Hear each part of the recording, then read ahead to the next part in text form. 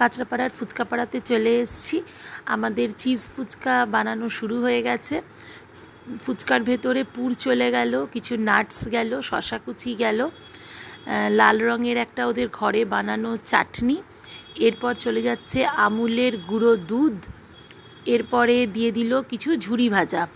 যেহেতু আমরা চিজ ফুচকা নিয়েছি, এরপর একটা গোটা চিজকে পুরো খুলে নেওয়া হলো, নিয়ে সেটাকে গ্রেট করে ওপর থেকে দিয়ে দেওয়া হচ্ছে।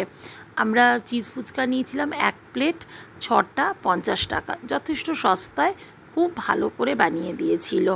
খেতে তো প্রচণ্ড ভালো লেগেছিল আমার। ওপর থেকে কিছু চাট মশলা দিয়ে দিল। দিদির আর রূপেরও বেশি ভালো লেগেছে। আর আপনারা দেখে নিন কতটা টেম্পটিং দেখতে হয়েছে। আপনারাও ওখানে যান, এটা ট্রাই করুন, আমার মনে হয় খুব ভালো লাগবে।